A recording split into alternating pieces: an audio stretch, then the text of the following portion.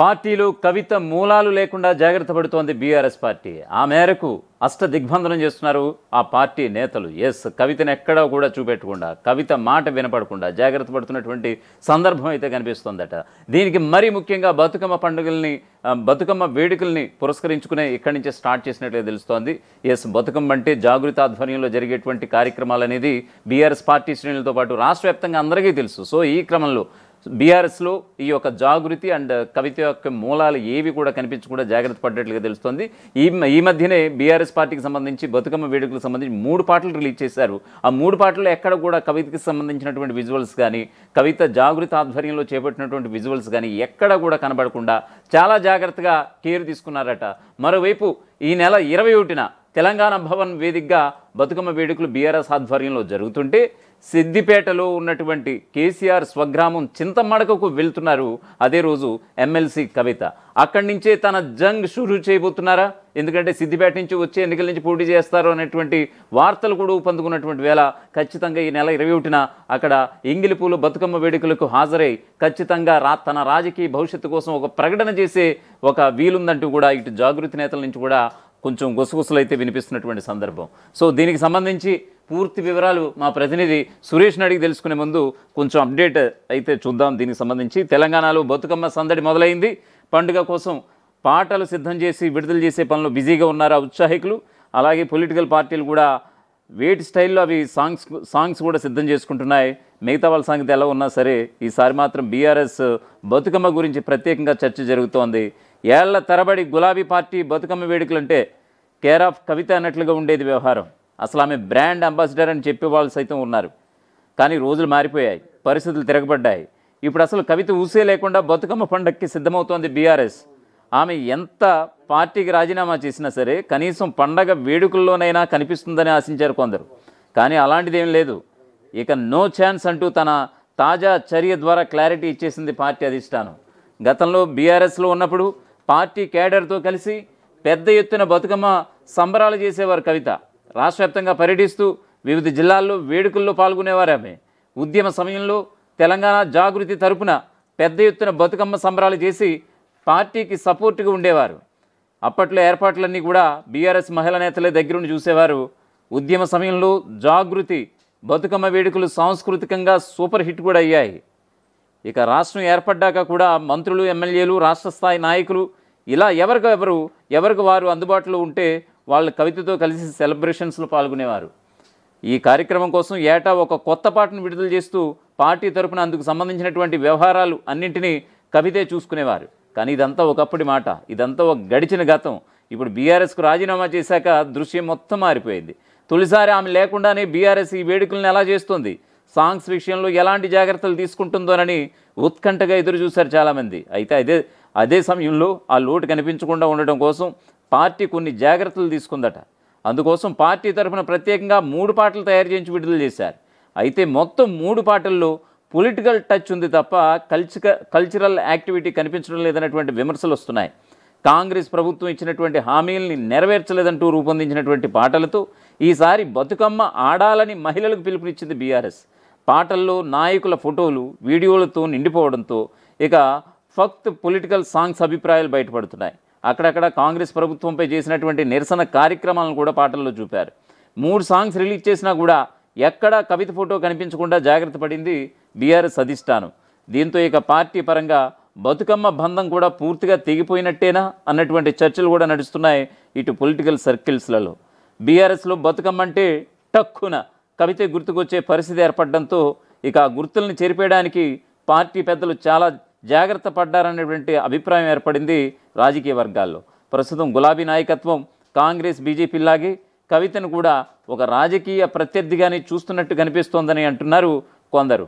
అందుకే పార్టీ నుంచి ఆమె ఆనవాళ్లను పూర్తిగా చెరిపేసే ప్రయత్నంలో ఉన్నట్లుగా చెప్పుకుంటున్నారు. ఈ నెల 21న తెలంగాణ భవన్లో పెద్ద ఎత్తున నిర్వహించబోతున్నటువంటి బతుకమ్మ వేడుకల్లో ఎట్టి పరిస్థితుల్లోనూ గతంలో కవిత రూపొందించినటువంటి పాటలను ప్రదర్శించకూడదని, అవి వినిపించకూడదని ఖచ్చితమైన ఆదేశాలు ఇచ్చినట్లుగా తెలుస్తోంది. ఆమె లేకున్నా వచ్చిన లోటేమీ లేదు. అంతకంటే బాగా ప్రోగ్రాం నిర్వహించడానికి మా మహిళా నేతలు యాక్టివ్గా ఉన్నారని చెప్పాలనేది బీఆర్ఎస్ పెద్దల ఉద్దేశంగా కనిపిస్తోంది. మరొక వైపు తెలంగాణ జాగృతి అధ్యక్షురాలు కల్వకుంట్ల కవిత బతుకమ్మ వేడుకల షెడ్యూల్ కూడా ఖరారైంది. ఈ నెల 21న మాజీ సీఎం కేసీఆర్ స్వగ్రామం చింతమడక గ్రామంలో ఎంగిలి పూల బతుకమ్మ వేడుకల్లో తెలంగాణ జాగృతి అధ్యక్షురాలు కల్వకుంట్ల కవిత పాల్గొంటారని తెలంగాణ జాగృతి కార్యాలయం నుంచి కూడా ప్రెస్ నోట్ విడుదలైంది. అదేవిధంగా ఈ నెల 24వ తేదీన సిద్దిపేట జిల్లా వర్గల్ శ్రీ విద్యా సరస్వతి దేవాలయం దర్శించుకోబోతున్నారు కవిత. మాజీ సీఎం కేసీఆర్ స్వగ్రామం చింతమడక గ్రామస్తులు ఇటీవల హైదరాబాద్లో ఎమ్మెల్సీ కల్వకుంట్ల కవితను కలిసి బతుకమ్మ వేడుకలకు హాజరు కావాలని అభ్యర్థించారట.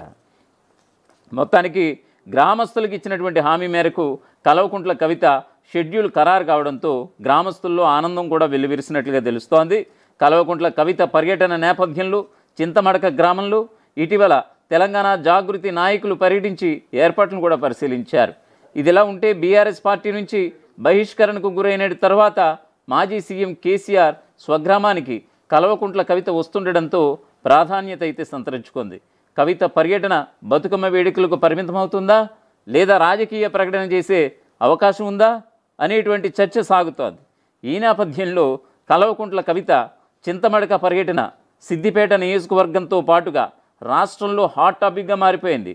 తెలంగాణ జాగృతి అధ్యక్షురాలు కల్వకుంట్ల కవిత ఏం మాట్లాడుతారో అని ఇప్పుడు అందరిలోనూ ఆసక్తి నెలకొంది.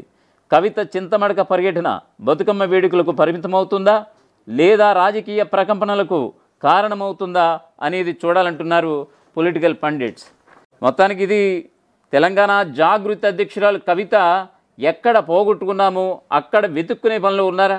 బతుకమ్మ సాక్షిగానే తన సెకండ్ ఇన్నింగ్స్ మొదలు పెట్టబోతున్నారా? అందుకు ఆమె ఎంచుకున్న ప్రాంతం గులాబీ దళంలో కలవరం రేపుతోందా?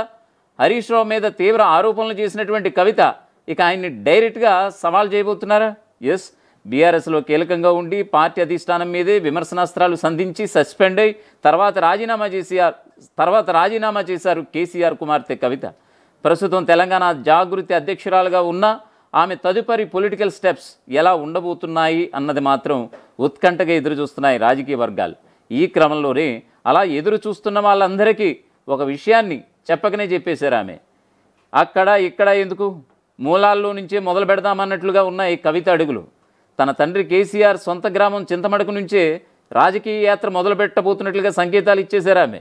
అది కూడా దసరా వేదికగా తనకు బాగా గుర్తింపు తెచ్చినటువంటి బతుకమ్మ తోడుగా పోరు మొదలు పెట్టబోతున్నట్లుగా తెలుస్తోంది.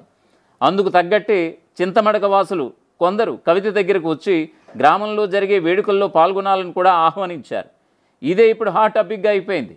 బీఆర్ఎస్ అధినేత కేసీఆర్ పుట్టిన ఊరు చింతమడక. ఆయన ముఖ్యమంత్రిగా ఉన్నప్పుడు ఆ గ్రామాన్ని దత్తత తీసుకుని అభివృద్ధి చేశారు. పైగా ఇది పార్టీ సీనియర్ లీడర్ కవిత తీవ్రస్థాయిలో ఆరోపణలు చేసినటువంటి హరీష్ రావు ప్రాతినిధ్యం వహిస్తున్నటువంటి సిద్దిపేట నియోజకవర్గంలో ఉంది. అలాంటి చోట ఈసారి కవిత ఎంగిలి పూల బతుకమ్మ వేడుకల్లో పాల్గొనబోవడంతో పాటు అన్ని వర్గాల్లో కూడా ఆసక్తి పెరుగుతోంది. గ్రామస్తులు ప్రత్యేకంగా హైదరాబాద్ వచ్చి కవితను కోరడం, తాను తప్పకుండా హాజరవుతానని ఆమె చెప్పడం ఇప్పుడు రాజకీయ వర్గాల్లో చర్చనీయాంశంగా మారింది. బతుకమ్మ సాక్షిగానే తన తండ్రి బావకు ప్రాధాన్యం ఉన్నటువంటి ప్రాంతంలోనే కవిత సమరభేరి మోగించబోతున్నారా అన్నటువంటి అనుమానాలు అయితే వస్తున్నాయి చాలామందికి. బీఆర్ఎస్పై తీవ్రస్థాయిలో విమర్శలు చేసినటువంటి కవిత రాజకీయ భవిష్యత్తు ఎలా ఉంటుందో అని చర్చ జరుగుతున్నటువంటి సమయంలో ఈ చర్య ద్వారా ఆమె సమాధానం చెప్పబోతున్నట్లుగా మాట్లాడుకుంటున్నారు.